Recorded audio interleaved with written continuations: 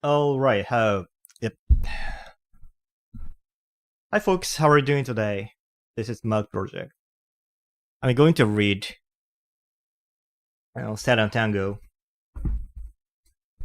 from chapter 4, as I stopped there last time. But before getting started, first I want to review some vocabulary. All right.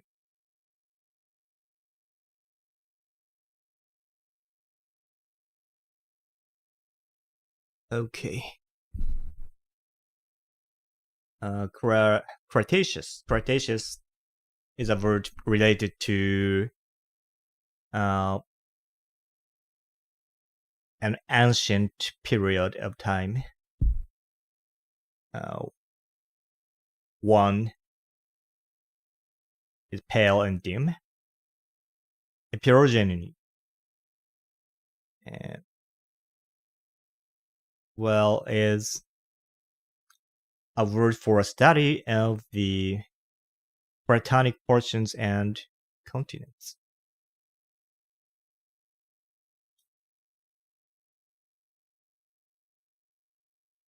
Harbinger is a person or thing that foreshadows or foretells the coming of someone or something.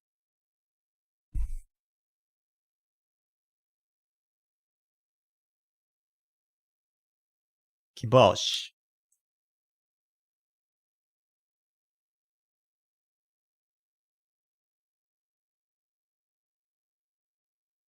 and means nonsense and bosh. Sagi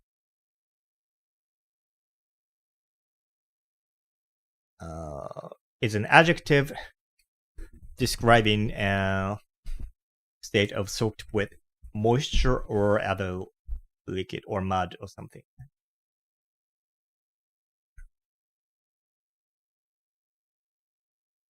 Li is I don't remember the part of speech we encountered that time, but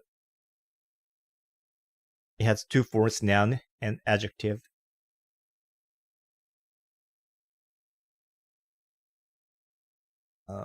In the noun version, means a protected cove or harbor out of wind, or facing away from the flow of fluid, usually air. Blotch, an uneven patch of color or discoloration.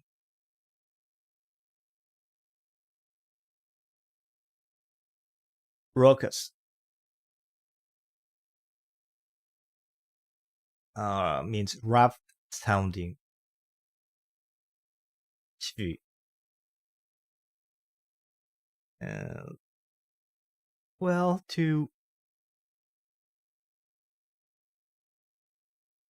To hurry along.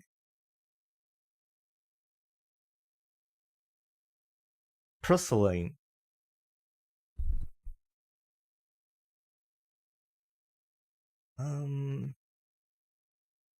is a word for China. Smidgen, a very small amount. Cover, crouch or cringe, or to avoid or shy away from something in fear. Gug.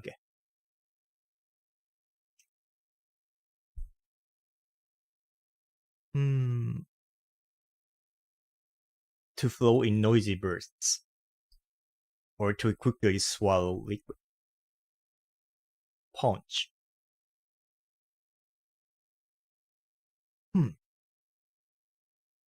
The first compartment of the stomach of a ruminant, the rumen.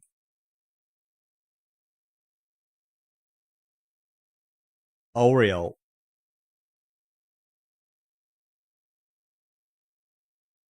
A circle of light or halo around the head of a deity or faint.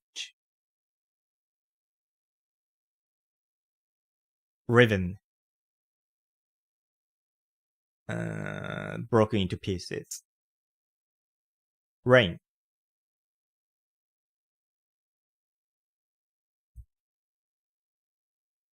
An instrument or means of curbing, restraining, or governing.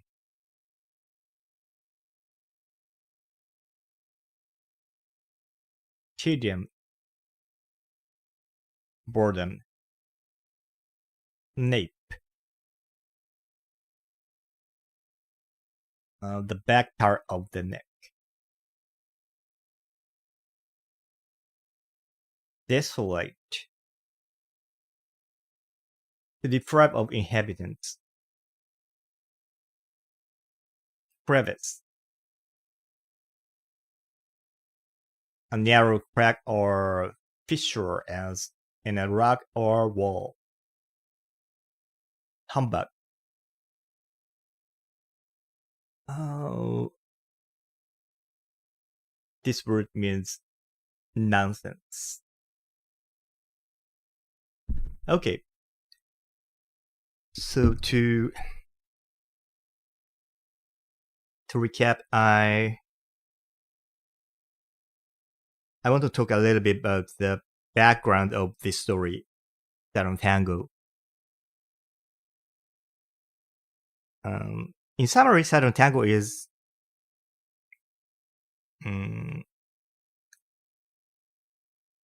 the Satantango setting is in a poor, isolated Hungarian farming society.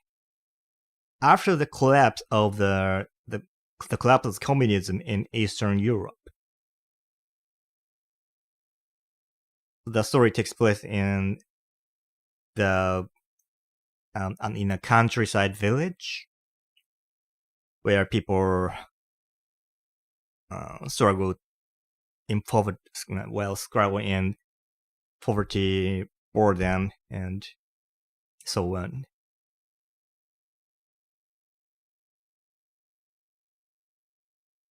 And the weather is also bad.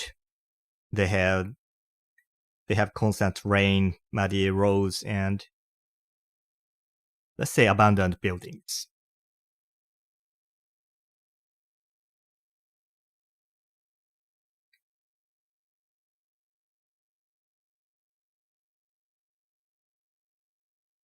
Yeah, so I think the setting is about in the 1980s.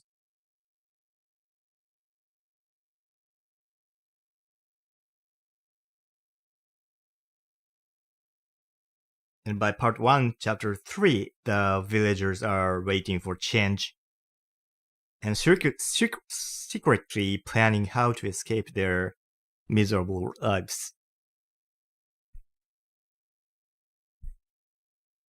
And so far, I've read till page 92, which is in the middle of part 1, chapter 4. The Work of the Spider 1. Infinite.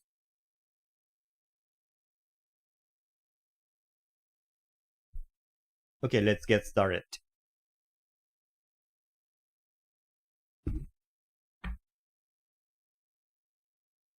Kid had no reason at that time to doubt what the Horowitz kid had firmly stated.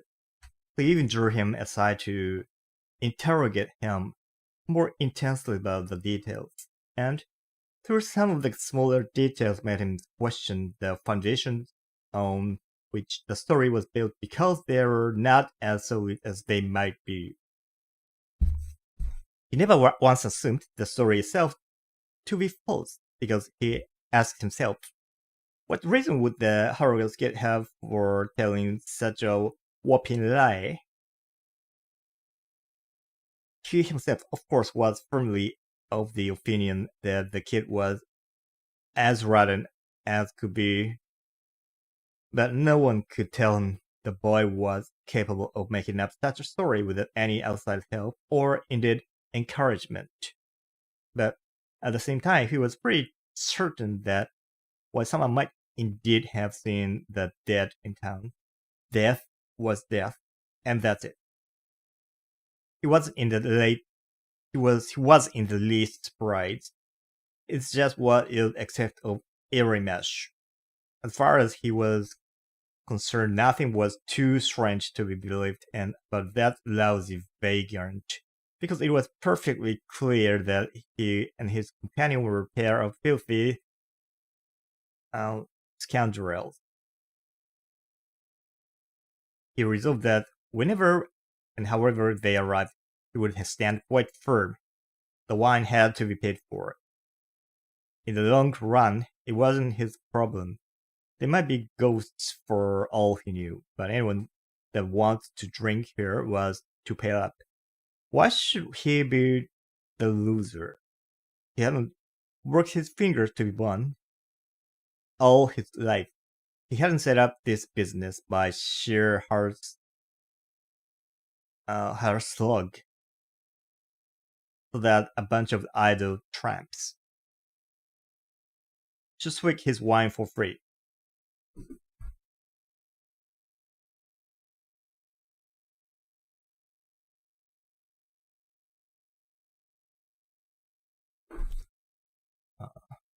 I forgot this. But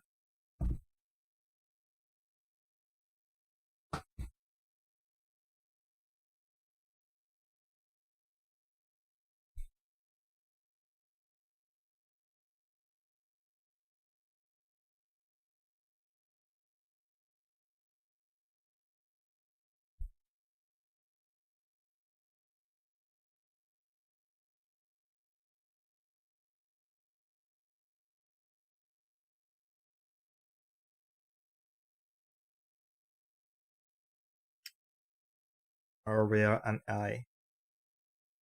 Oh.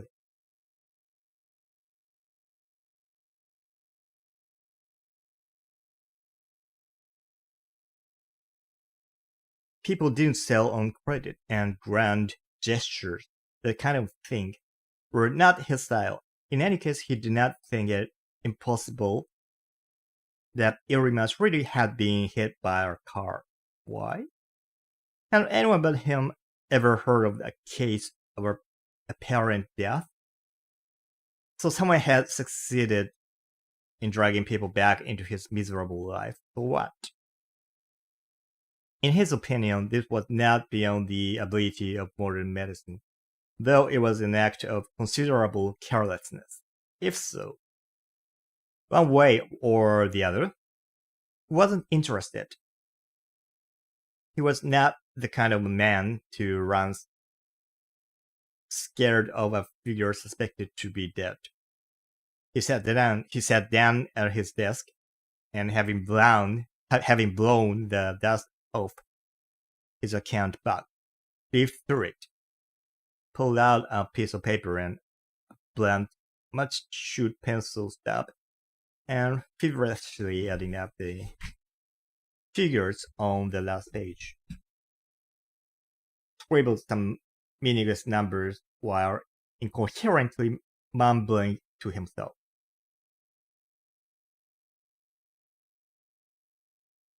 10 by 16 B at 4 by 4.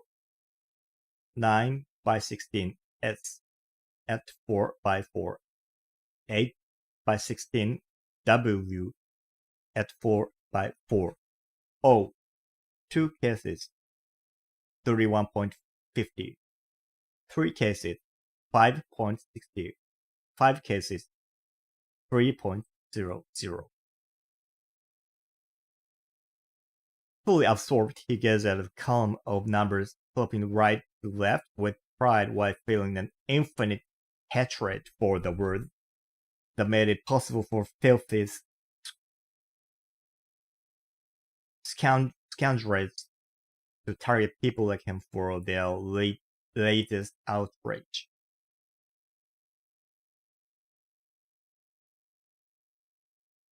Scoundrel. I want to check the pronunciation. Scoundrel. Yeah.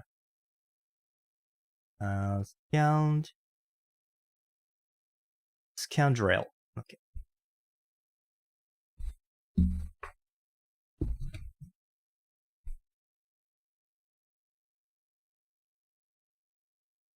He made it possible for filthy scoundrels to target people like him for their latest outrage. Nobody he was capable of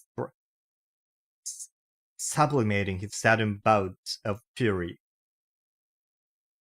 He's a good-natured man, his wife used to say to neighbors in town, and contempt to the greater ambitions of his life. In order that this should come true, he knew he should be ready for anything at any time. One misjudged word, one hurried calculation, and everything would be ruined. Or sometimes a man can't govern his temperament. And trouble always comes of it. The landlord was happy enough with his given condition, but had suddenly discovered how to develop the foundations of great ambition. Even in his youth, in fact as a child, he could calculate right down to a penny the benefit to be gained from the hatred and disgust that surrounded him. And having discovered this, it was obvious. He couldn't then make the same mistake. Nevertheless, he was subject to occasional fits of temper, and whenever he was in the grip of one of these, he would retire to his storeroom so he could vent his rage without inopportune witnesses. He understood circumspection, even at a time like this. He remained circumspect in case he caused some damage.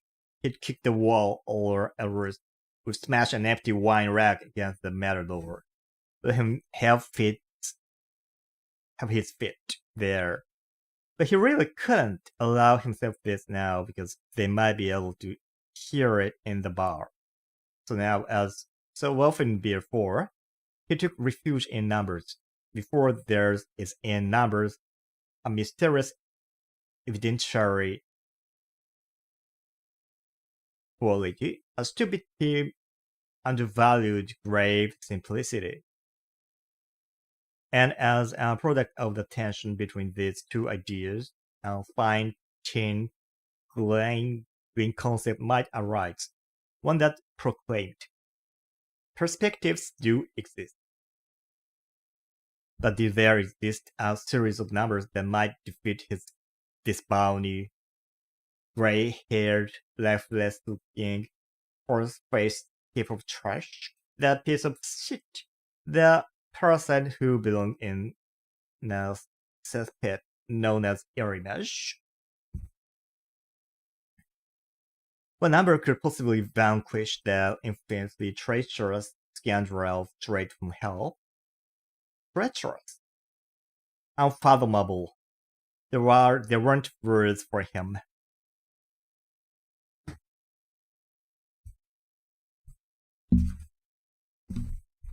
No description could do him justice. Words wouldn't do it. It was a matter of words. Sheer strength was required. That's what was needed to put paid to him. Strength, not a little feeble chatter. He drew a line through what he had written, but the numbers behind the lines remained legible, sparkling with significance. It was no longer just a matter of beer, soft drinks, and wine to be found in various cases, as far as the landlord was concerned. Far from it. The numbers were becoming ever more significant. He couldn't help noticing that as the importance of the numbers grew, so did he.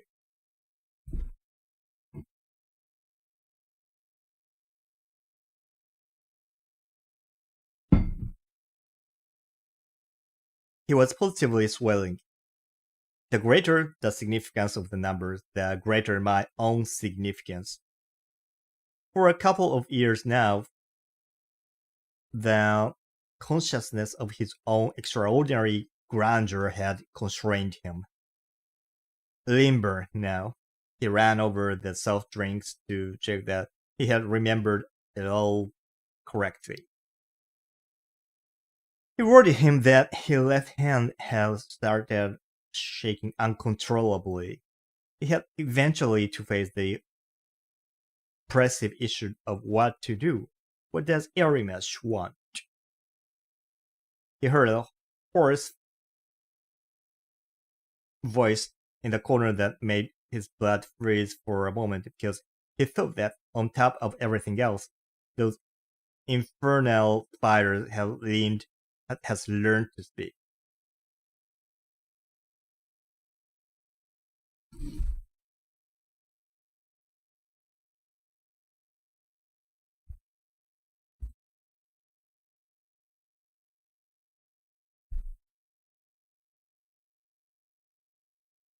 He wiped his brow, leaned against the sack of floor, and lit a cigarette. So he drinks free for 14 days, and he dares show his mug here again. He's back. But not just any old how. It's like he thought it wasn't enough. I'm going to throw these drunken pigs out of here. I turn off all the lights. I'll nail up the door. I'll put a barrier of the entrance. He was quite hysterical now. His mind was sprinting down the usual self-made channels. Let me see. He came to the estate saying, if you need money, you should plant onions everywhere. That's all. What sort of onions? I asked. Red onions, he said. So I planted onions everywhere. And it worked. Then I bought the bar from the Wabian. Greatness is always compounded of simple things. And 4 days after, I opened up, kid comes in and dares tell me that I owe it to all him. And he gets drinks on credit for 14 days without even a word of thanks. And now, perhaps he's come to take it all back. Take back what's mine. God. What's the world coming to when anyone can walk in one day and without so much as a by your leave? It'll hit the bus now. What this country coming to? Is nothing sacred anymore. No, my friends. There are laws against that kind of thing. His eyes slowly cleared and he calmed down. Calmly, he counted the cases of soft drink. Of course, he cried, slapping his forehead. Trouble comes when you get into a bit of panic. He took out his ledger, opened his notebook, and once more put a line through the last page.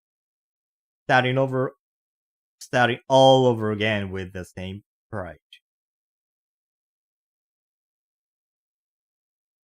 9 by 16 S at 4x4, 11 by 16 by 4x4, 8 by 16 W at 4x4, O 3C 31.50, 2 cases 3.0, 5 cases 5.60.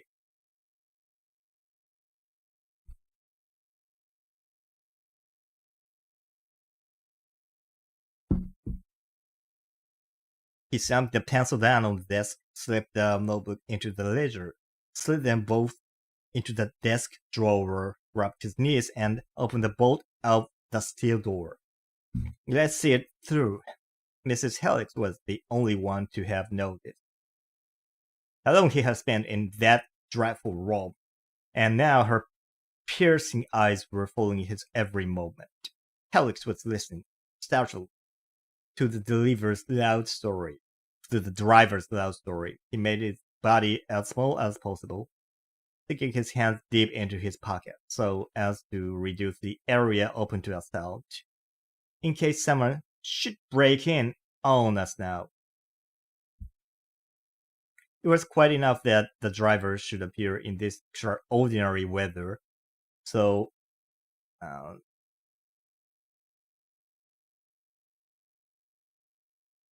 so Tazo Tazo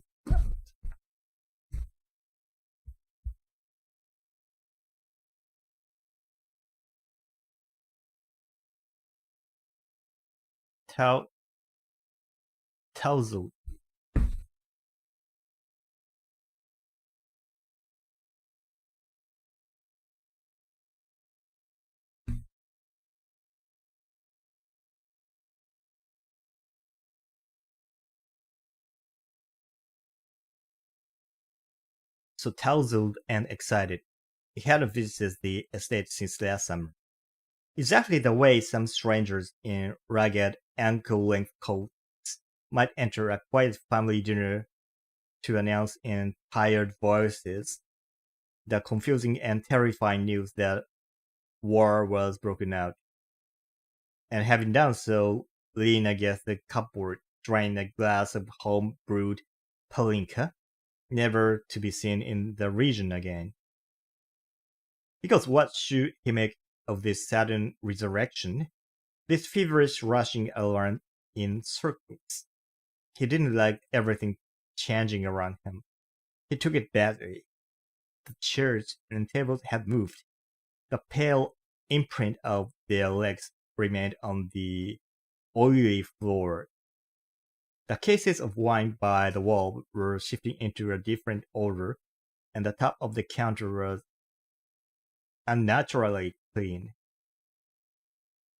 At other times, the ashtrays might as well be stacked in a pile, since everyone sprinkled ash on the floor anyway. But now, behold, every table was bright with its own ashtray. The door was still wet. The cigarette butts had been swept into a corner. That was all disposed. Not to mention the demand spiders. Not to mention those domed spiders that make it impossible to sit down without having to sweep cobweb off one's clothes. What do I care in the end? If only what female creature would go to hell. Coleman waited for his glass to be filled before he stood up. I'm just going to give my waist a bit of exercise, he said loudly, groaning back and forth a few times, then, with one grand gesture, upset his palanca. Believe me, it's as sure as I'm sitting here. The place suddenly went so quiet, even the dog sung behind the stove without even a squeak. Me, I just sat there, my eyes popping out, not believing what they saw. But there they were, right in front of me, large as life and twice as natural. Mrs. Halleck gave him a cold look. Just tell me then, were you any the wiser for it? The driver turned around in anger. Wiser for what? Did you not learn anything? Mrs. Halleck steadily continued, and with the Bible still in her hand, pointed to Kellerman's glass. See, you are still on the bruise. The old man snorted. What? Me? Me drunk? What makes you think you can speak like that to me? Halleck gave a great gulp and intervened by way of apology. Don't take it seriously, Mr. Coleman. She's always like this, I'm afraid. What do you mean? Don't take it seriously? The man snapped back. What do you think I am? The landlord dutifully stepped in. Take it easy. Carry on, please. Do carry on. I'm interested. Mrs. Halleck turned to her husband, clearly upset. How can you sit there so calm as if nothing had happened. The man there has insulted your wife. Can you believe it?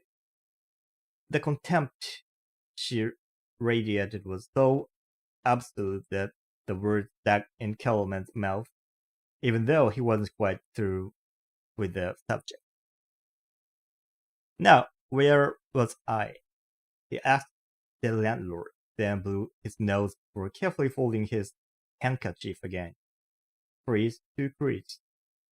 Oh, yes.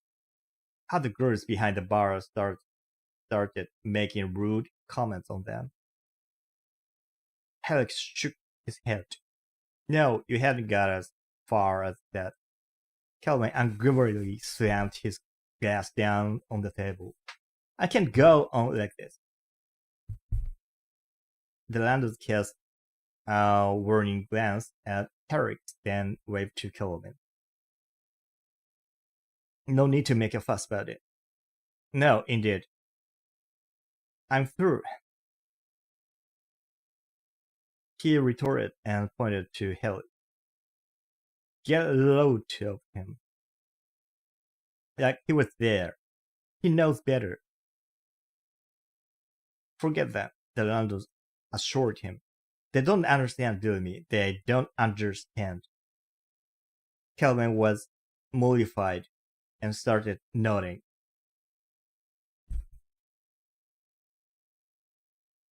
The drink had warmed him the bone. His puffy face had grown red, and even his nose seemed to have swollen.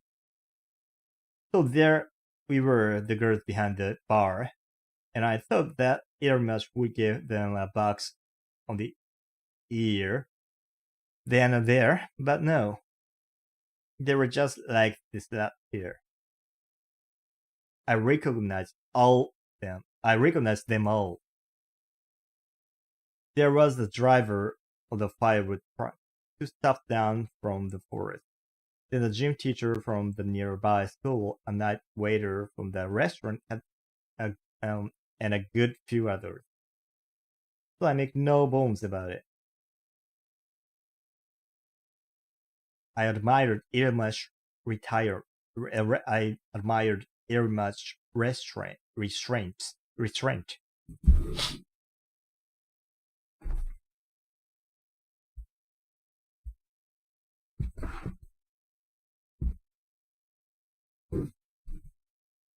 But to be fair to him, that is, what was he to do with them? What do you do with people like that? I waited till they took a sip of their blended, because that's what the pair of them were drinking. Yes, I tell you, blended. Then once they'd sat down at the table, I went over to them. When Ilimash recognized me, I mean, he immediately embraced me and said, "Well, my friend, fancy seeing you here." And he waved the bar girls over, and they came skipping over like they were prickers to something. So it wasn't a table service, and he immediately ordered a round. A round? The landlord asked in astonishment. A round, insisted Kellerman. What's so strange about it?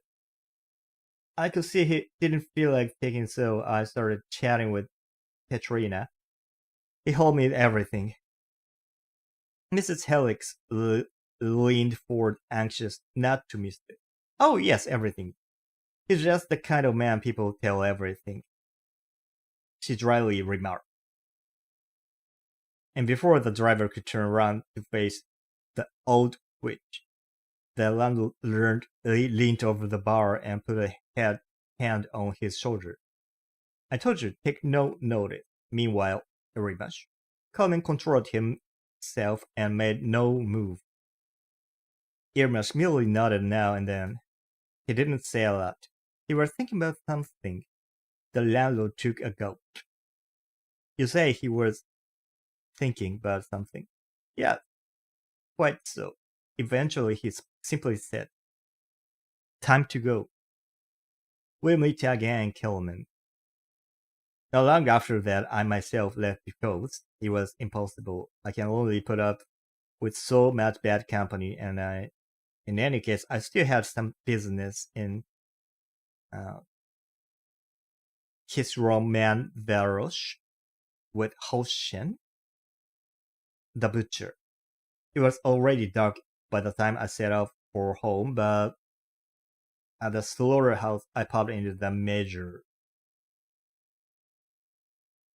I bumped into the younger Tosh boy there, who had been my neighbor on the estate at Ostele.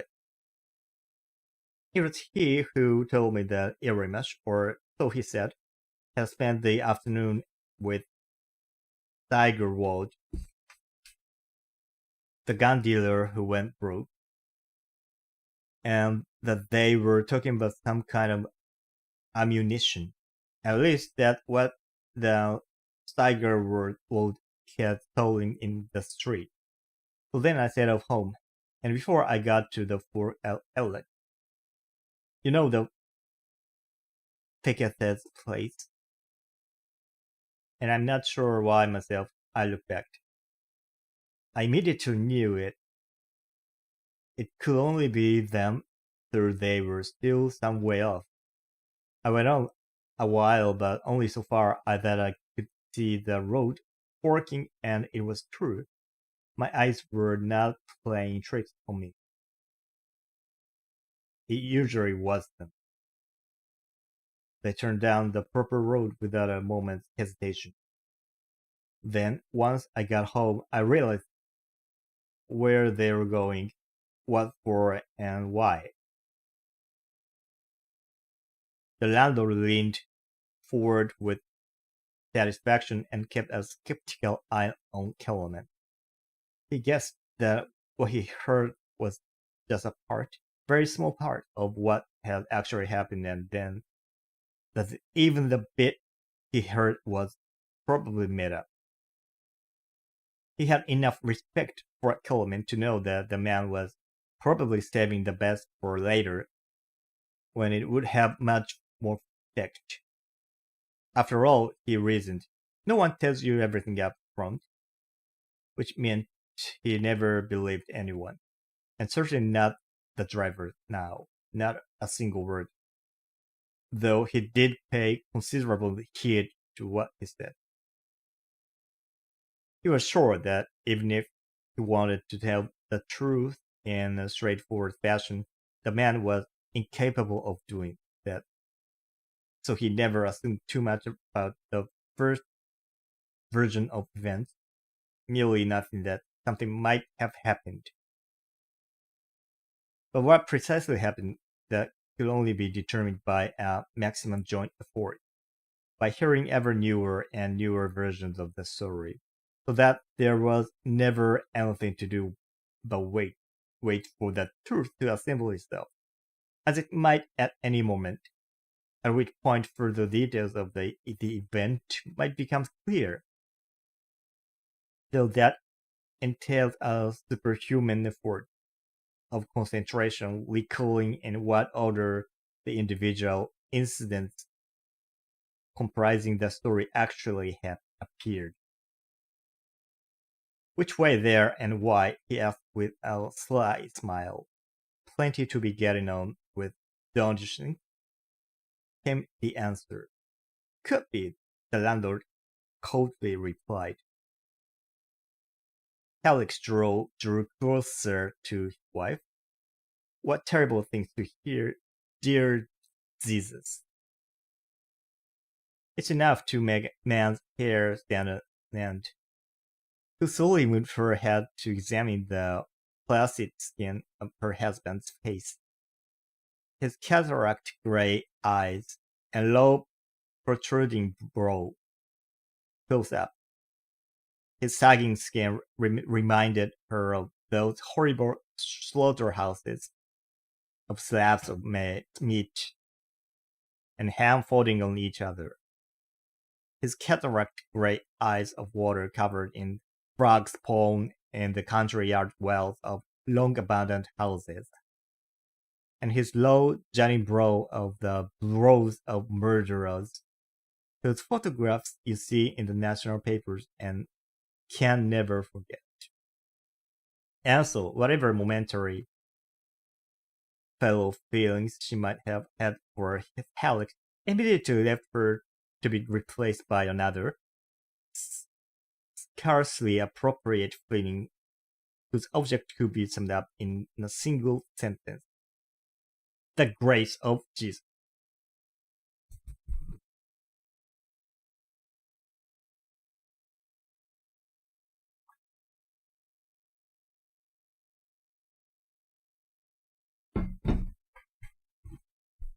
She dismissed the harsh sense of obligation to love her husband, because the dog has more humor than he had.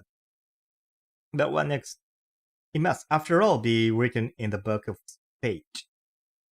There might perhaps be a quiet corner of heaven prepared for her, but what of hell?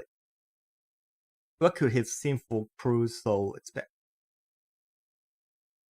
Mrs. Helix believed in providence and placed her hope in the powers of purgatory.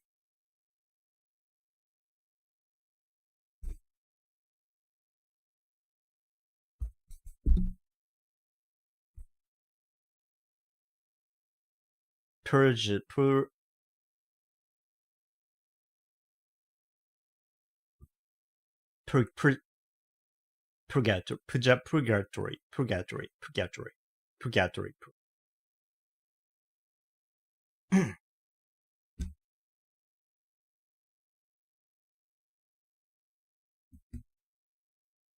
She waved the Bible.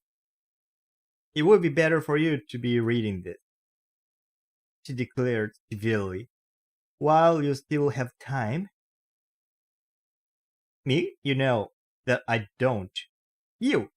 Mrs. Ellis cut in. Yes, you. At least you won't be completely unprepared for the end times. Helix was not moved by these brave words. Nevertheless, he took the book from her with a sour grimace, because one might as well get some peace.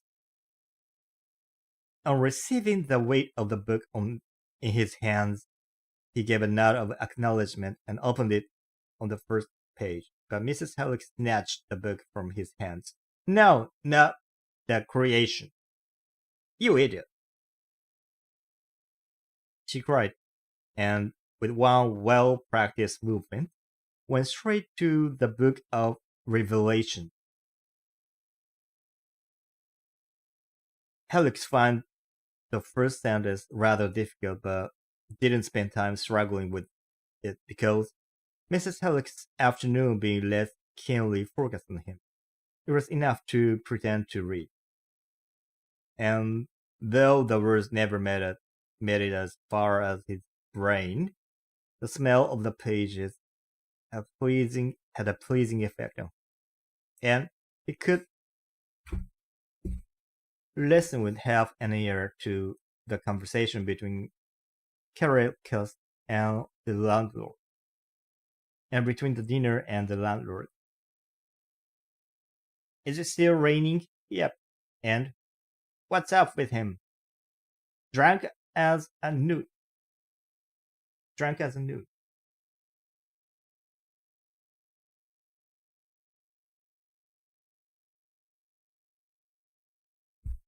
Drunk as a newt.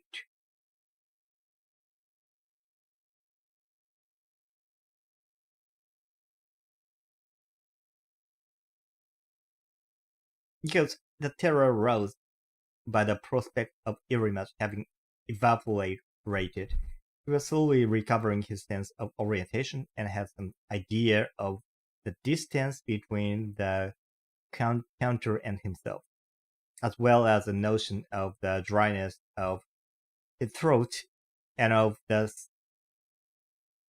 security of being sheltered in the word of the bar. He felt immediately better that he was able to sit here, whiling away his time among other people, certain in the knowledge that harm was less likely to befall him in company. I'll have my wine by tonight. Who cares about the rest? And when he saw Mrs. Schmidt at the door, another shudder of mischievous little hope ran up his soft spine. Who knows? When all is said and done, I might even get my money. But being under the sharp eye of Mrs. Halleck, he didn't have much time for dreaming, so he closed his eyes and leaned over the book like a school dance facing an exam, struggling with his teacher's uncompromising glare on the side and the temptation of the hot summer beyond the classroom on the other. Because in Halleck's eyes, Mrs. Schmidt was the embodiment of summer, a never-to-be season unattainable to one acquainted only with the ruins of autumn, winter without desire, and hyperactive but frustrating spring.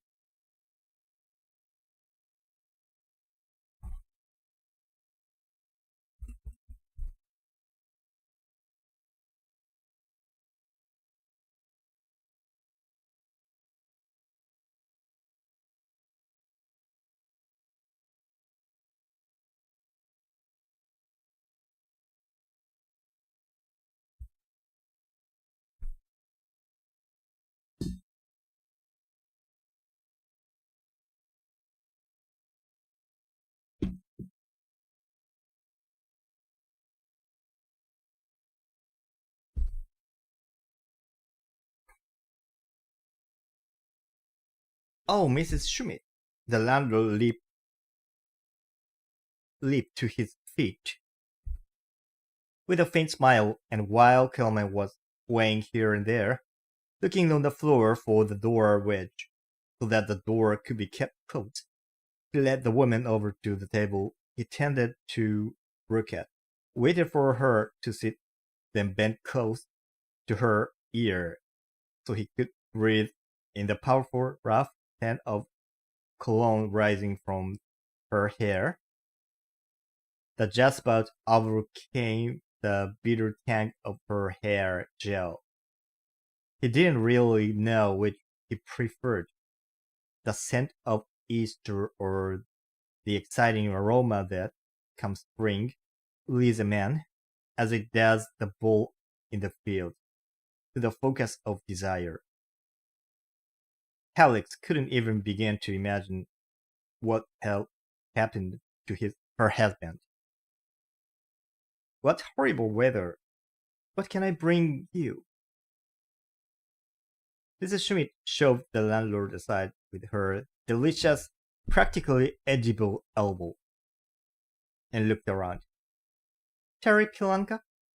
The landlord persisted confidentially, continuing to smile. No, replied Mrs. Schmidt. Well, maybe just a drop. Mrs. Helix followed every movement of the landlord, her eyes sparkling with hatred, her lips trembling, her face burning, the fury in her whole body now suppressed, now rising with the irresistible sense of injustice over what was owing to her.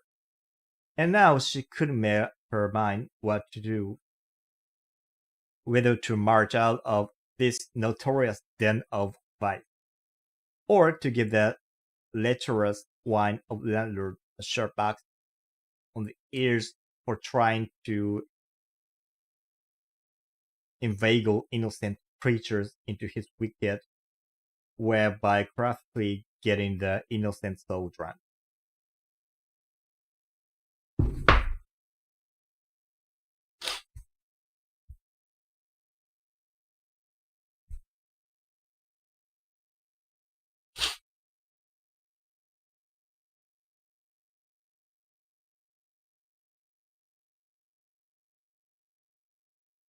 She would much have preferred to rush to Mrs. Schmidt's defense, I sit her on my lap and be nice to her.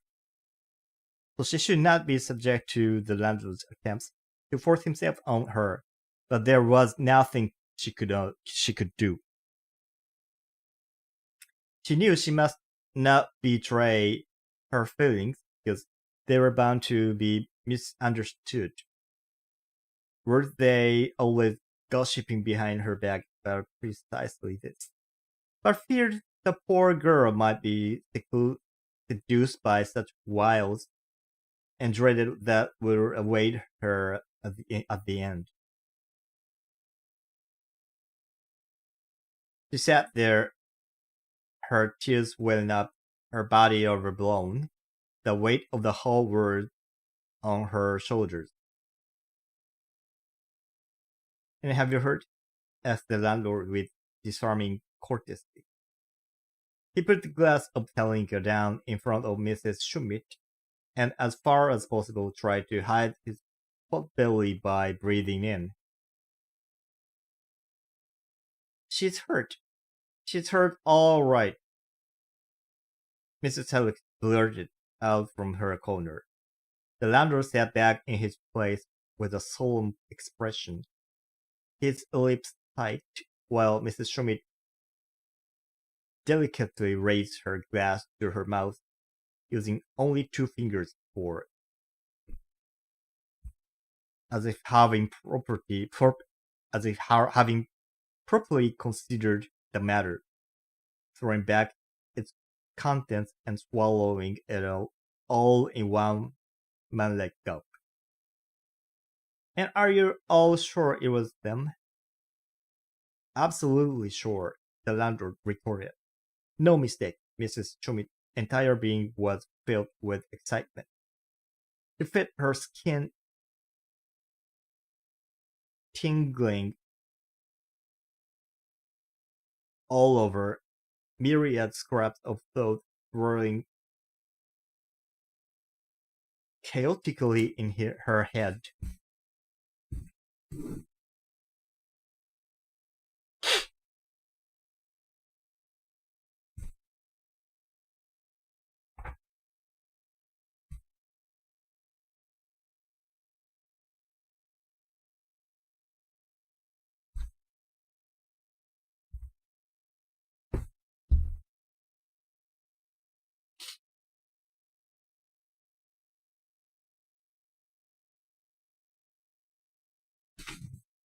So she grabbed the edge of the table with her left hand in case she should betray herself in this great rush of happiness.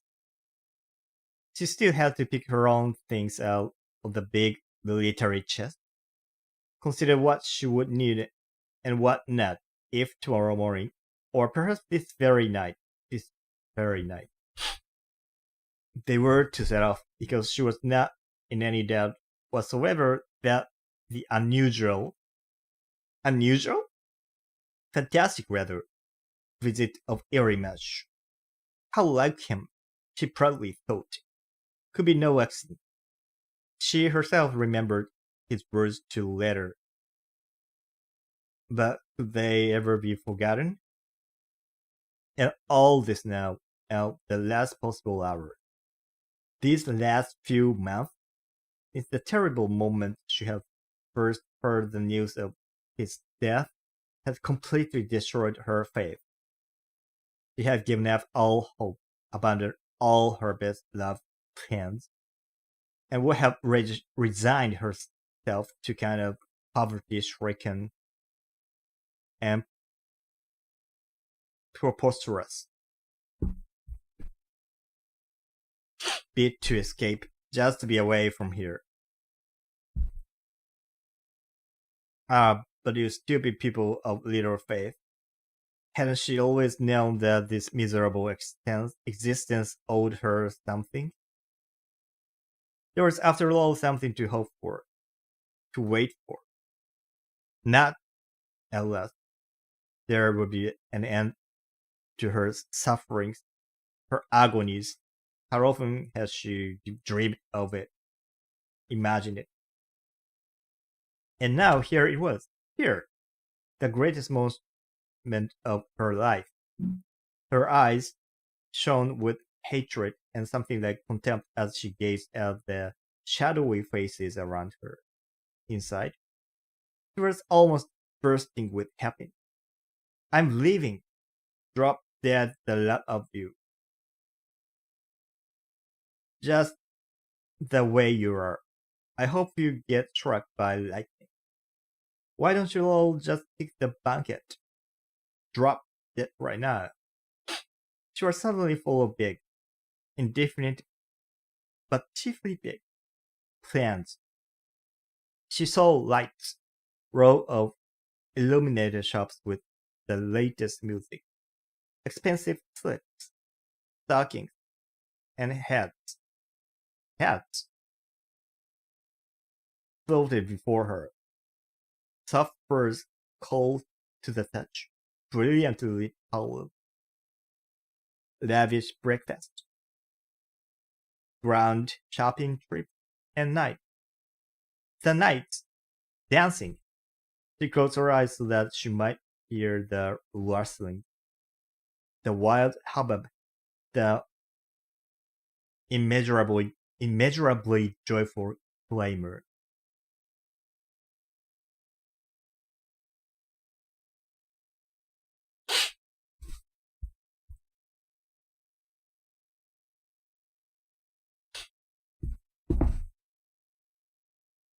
And under her closed eyelids there appeared to her the jealously guarded dream of her childhood, the dream that had been driven into exile. The dream relived 100, no, 1,000 times of afternoon tea at the salon, but her widely beating heart was at the same time beset by the same old despair at all those delights, all those many delights that she had already missed. How would she now, at this stage of her life, cope in entirely new circumstance? What was she to do in the real life? About to break in on her? She was still just about able to use a knife and fork for eating, but how to manage those thousands of items of makeup, the paints, the powders, lotions? How should she respond when acquaintances greeted her? How to receive a compliment? How to choose or wear her clothes? And should they, God forbid, have a car as well? Then what was she to do? She decided to pay heed only to her first instinct, and in any case, she would just keep her eyes peeled. If she could bear to live with a man as repulsive as that beetroot-faced half-wit Schmidt, why worry about the hazard of life with someone like Everyman? There was only one man she knew, Irimash, who could thrill her so deeply in both bed and life. Irimash, who had more virtue, virtue, virtue in his little finger than all the men in the world put together. Those word was worth more than all the gold. In any case, men? Where were the men around here? Except him? Schmidt with his stinking feet. Futaki with his gym his jumpy leg and soaked trousers. The landlord. This thing here with his pot belly wrapped in teeth and foul wreath. She was familiar with all the filthy beds in the district, but she had never met one man to compare with Raymond, before or since. The miserable faces of these miserable people. What are they doing here? The same piercing, unbearable stench everywhere, even in the walls. How come I'm here? In this fetid swamp? What a damp it is. What a bunch of filthy polecats. Ah well, sighed Helix. What can you do that Schmidt is one lucky son of the dead? He gazed lustfully at the woman's broad shoulders, her substantial thighs,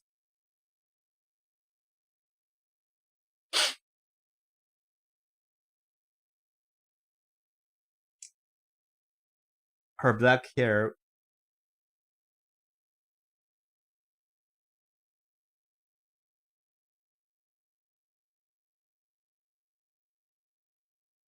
wound into a knot, and that beautiful vast bosom delicious even under a thick coat, not to mention in the imagination.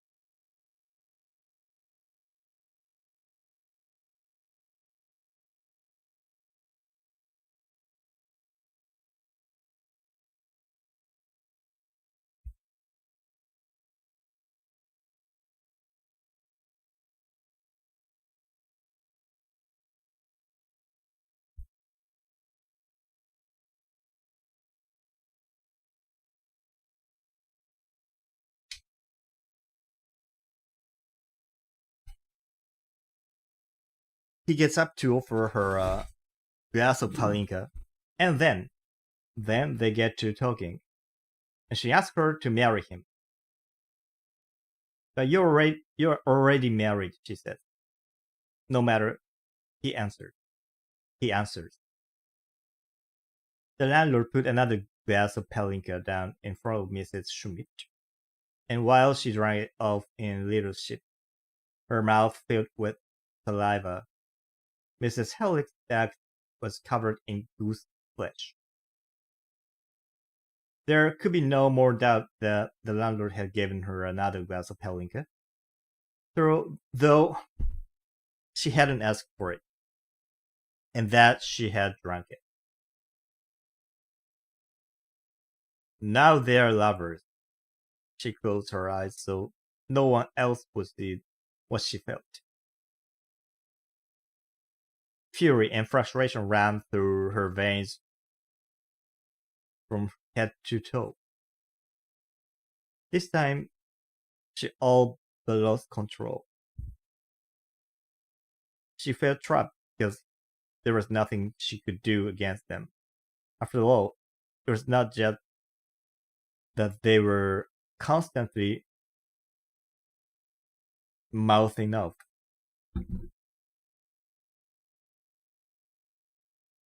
but that she had to sit here helplessly while they went about their wicked affairs. But suddenly a great light brightened her terrible darkness. She could have sworn it was a beam directly from heaven, and she inwardly cried out, I am a sinner. She grabbed her Bible in panic, and lips moving silently, but screaming inside. She instinctively started mouthing the other better. By morning, the driver cried. It can't have been later than 7, 7:30 at most. When I met them at the fork in the road, and okay, I did the journey in, let's say, 3 or 4 hours. Though the horses often had to slow down to walking pace in that mud, so for them, 4 or 5 hours might be enough, shall we say. The landlord raised a finger. It will be the morning at least, you won't and see. The road is full of ridges and potholes. The old road leads directly here. Of course, it's straight as an arrow, but they'd have to come by the meadow road. And the meadow road goes a long way around. It's like having to skirt an ocean.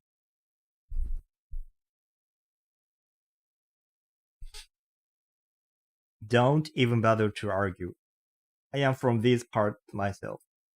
Kelman could hardly keep his eyes open by now, and was reduced to waving and leaning his head on the counter, where he pretty soon fell asleep. As the back of the room, Caracas slowly raised his terrifying shaven head, covered in the scars of old injuries, his dreams practically nailing him to the billiards table. He listened to the driving rain for a few minutes, rubbed his numb thighs, gave a shudder on account of the cold, then turned on the landlord.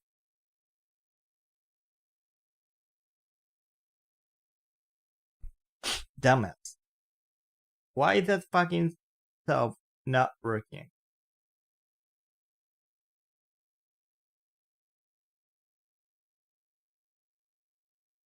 The obscenity had certain effect. Fair enough, added Mrs. Kelly. It'd be nice to have a bit of warmth.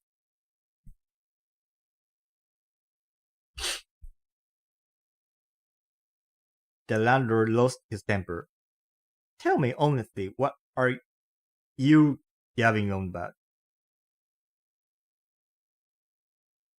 What? This isn't a waiting room. It's a bar. Caracas rounded on him. If it's not warm in here in 10 minutes, I'll wring your neck. I'll wring your neck. I'll wring your neck.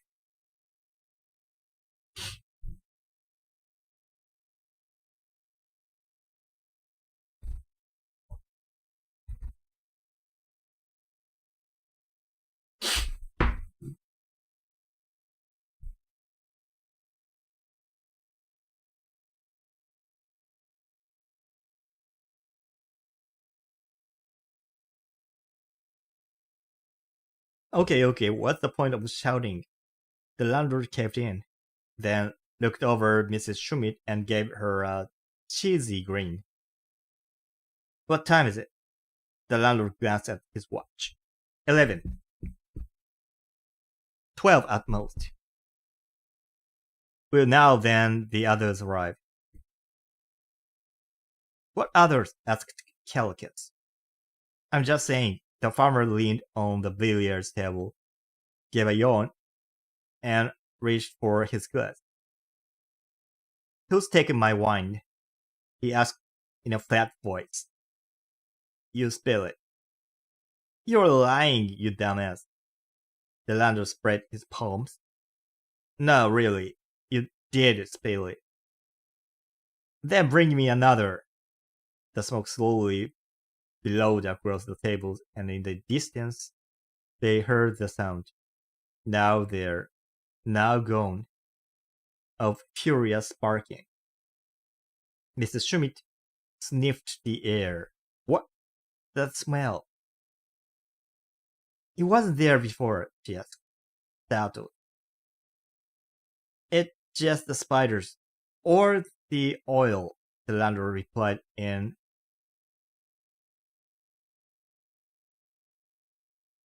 unctuous tone, and knelt down by the stove to light it. Mrs. Schmidt shook her head. She put her nose to her trench coat and sniffed it both inside and out. Then got down on her knees and proceeded to inquire further. Her face was practically up against the floor when she suddenly stood up straight and declared, "It's an earth smell."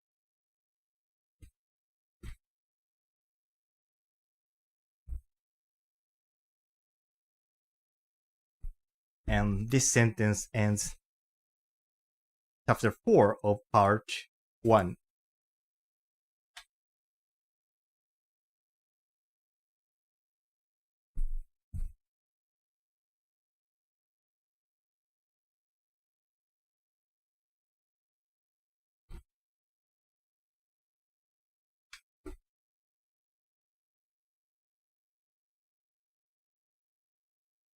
Yeah, we are getting closer to the half point.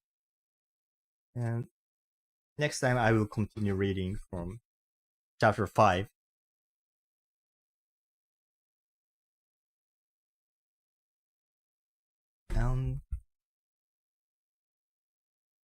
Unctuous. Is this a word?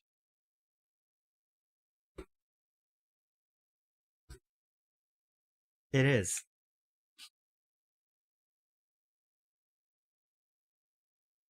Okay, let me go over the words we encountered today.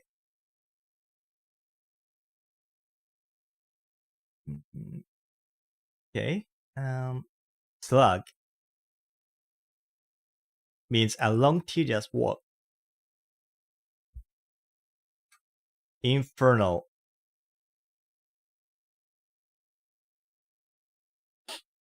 is relating to hell or the word of the dead. Hellish. Trouser.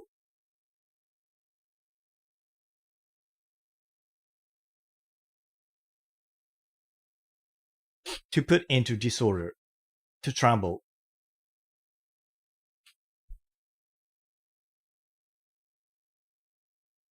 Mollify. To soften. To make tender.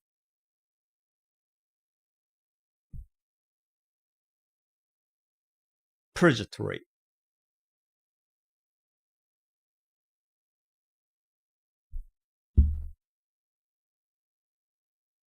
Any situation where suffering is endured, particularly as part of process of redemption.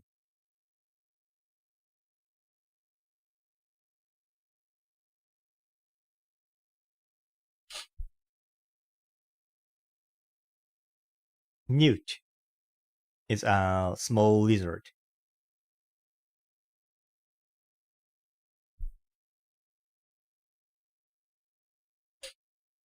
Dunce is an unintelligent person.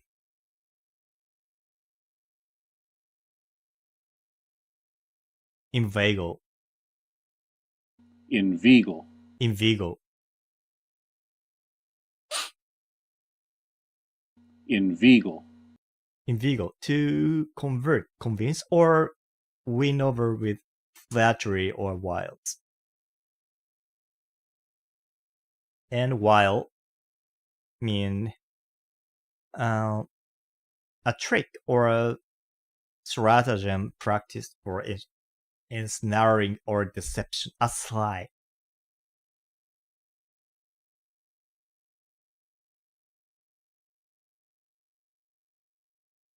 Yeah, this translation is incorrect. Tingling. To feel a prickling or mildly stinging sensation.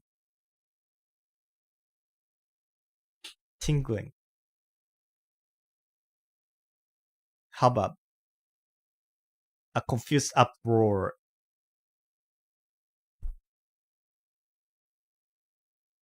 hubbub, beetroot. It's literally the root of beet, right?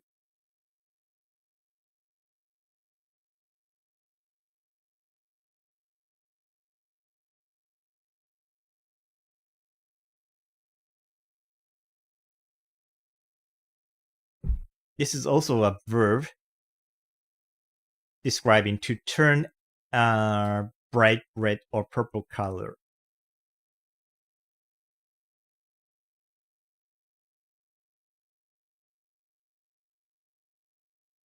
Fetid is a word related to smell.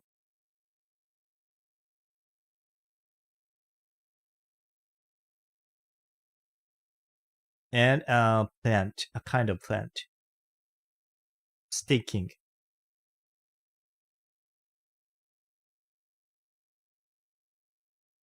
I caught the fetid odor of dirty socks.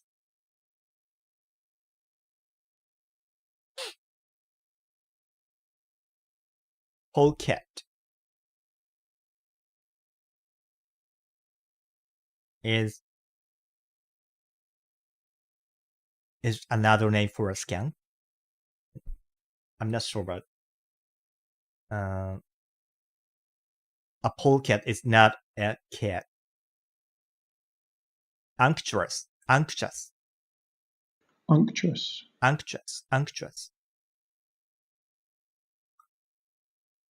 This means oily or greasy, or of a wine rich. Unctuous. All right. Let's stop here. And as I said, next time I will continue reading of part 1. And the page number is 109.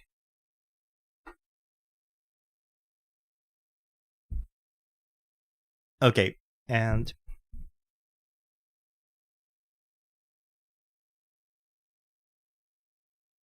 thanks for watching. See you next time. Bye bye.